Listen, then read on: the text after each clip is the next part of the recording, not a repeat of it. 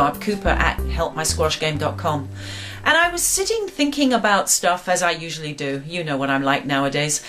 And I was thinking about when I went whitewater kayaking. You know, I've had all sorts of experiences in my life, and one of them was one of my members said to me, Barb, what you should do is come and whitewater kayak with me.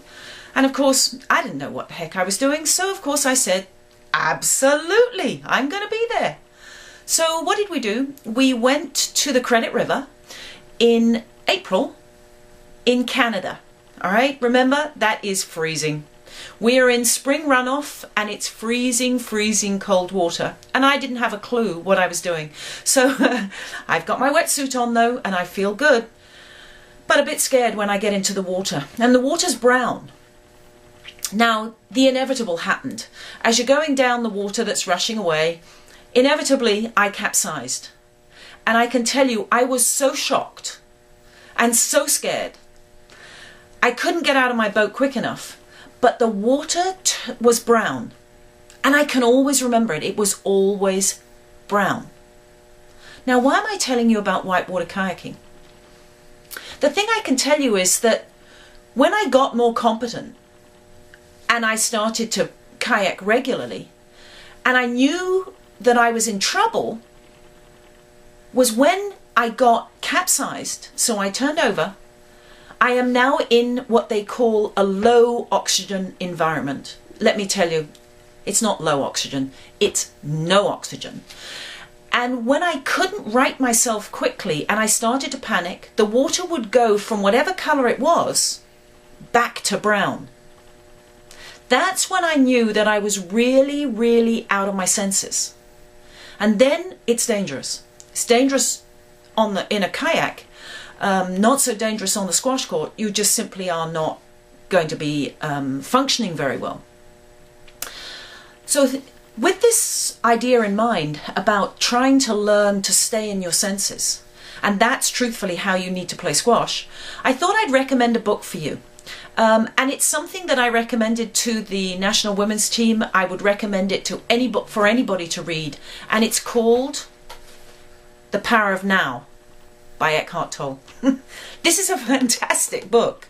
And if you can take some of its concepts and start to put them into your game, what will happen is you will start to notice where your opponent is and start playing the ball away from them.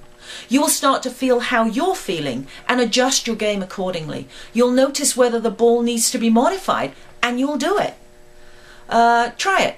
If nothing else, you'll get a concept of what it means to be truly in focus. So going back to what I was talking about last show, which was sequencing and putting your racket somewhere useful and getting it back before you actually used your feet, I want to show you a little drill that you could do as a warm-up. If you got down to the courts 10 minutes early and did this drill, it doesn't require a lot of running, and all you have to do is do it regularly, and you'd be amazed how much your stroke will improve. Have a look at it.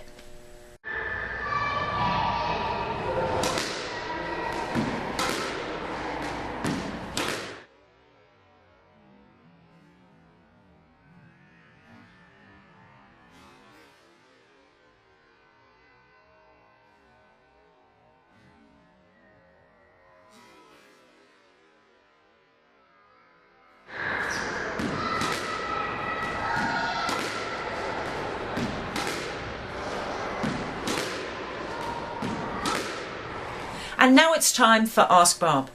And I had a question sent in to me by a viewer, and they were asking about drills to dig the ball out from the back corner. And again, I would ask you what your intention is. Now, if you're trying to get good at bringing the ball straight down the wall from a deep shot, hit into the back corner, what I suggest you do is stand in the back corner yourself and start to try and get your racket under the ball and try and hit high, high, high on the front wall and make it come back to the back of the court. Now, there's one little trick that you want to pay attention to. Please don't write in and say, Barbara, I can do 30 of those. Because truthfully, if you can do 30 in a row, the shot that you're hitting it off, the incoming ball, is not deep enough. you should probably only be able to do 3. Because after that, you're probably going to have to boast the ball because it's so tight. So stand in the back corner, get yourself a deep ball, aim it high on the front wall, aim it arc over the side wall, and aim it to plop back into the back corner. And if you can get that back out again, so can your opponent. Anyway, this is Barb Cooper from helpmysquashgame.com. See you next time.